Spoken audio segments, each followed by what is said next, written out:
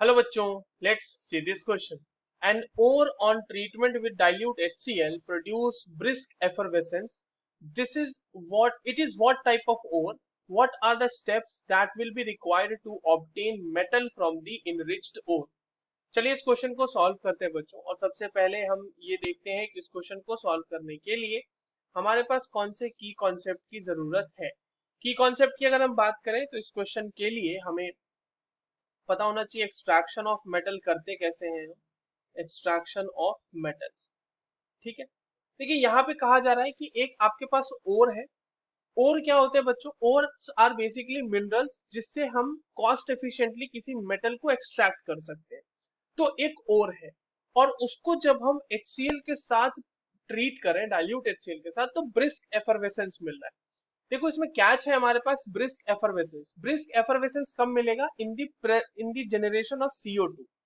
तो जो आपके पास ओर होगा बच्चों वो होगा carbonate ore, that will be MCO3। ये मेटल कोई भी मेटल हो सकता है, उसका कार्बोनेट है।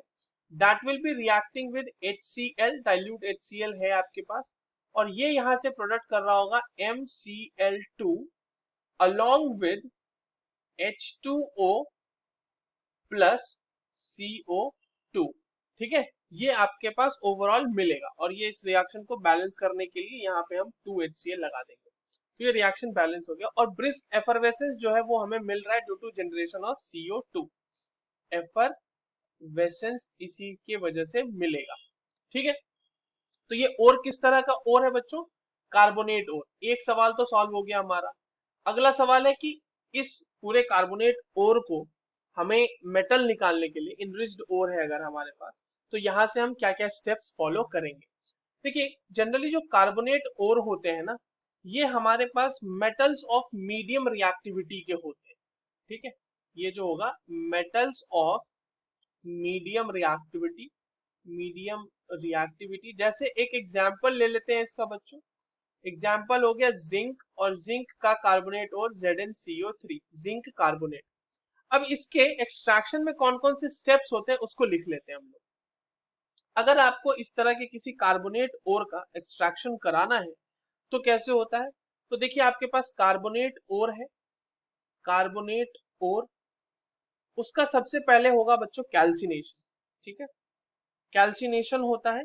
कैल्सिनेशन में क्या होता है बेसिकली कि हम लिमिटेड सप्लाई ऑफ एयर में कार्बोनेट से उसको कन्वर्ट करते हैं ऑक्साइड में। Conversion, conversion into oxide in limited supply of water, limited supply of, sorry limited supply of air होगा, वाटर नहीं, सॉरी मैंने गलती से वाटर बोल दिया।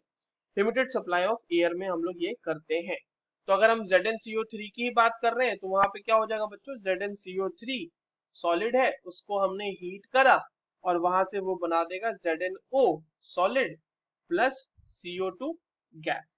नाउ आफ्टर कैल्सिनेशन आपको क्या मिल रहा है? कैल्सिनेट कर देंगे उसको, या फिर आप उसको यहाँ पर लिख सकते हैं कैल्सिनेशन, भी पूरी तरह से लिख सकते हैं कैल्सिनेशन, ठीक है। सॉरी कैल्सिनेशन की स्पेलिंग सही कर लेते हैं हम पहले, कैल्सिनेशन। और यहां से आपको मिला मेटल ऑक्साइड, ठीक है। मेटल ऑक्साइड हमारे पास मिल गया।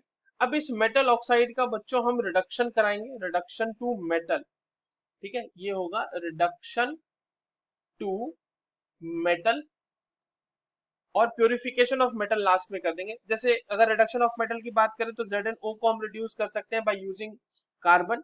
तो ZnO प्लस कार्बन सॉलिड इसके साथ रिएक्ट कराएंगे तो यहाँ से हमें मिल जाएगा Zn सॉलिड और प्लस CO गैस, ठीक है। ये मिल गया हमारे पास। अब यहाँ से जो भी आपको मेटल मिला है उसका प्यूरिफिकेशन आप करके फाइनली हमें जो मेटल है वो प्योर मेटल मिल जाएगा। तो यहाँ पर से लास्ट स्टेप होता है प्यूरिफिकेशन ऑफ मेटल, और हमें फाइनली यहाँ से मेटल मिल जाता है। तो यही चीज हमसे पूछी गई थी यहाँ इस क्वेश्चन में। That's all for this question. I hope you understood this well. All the very best.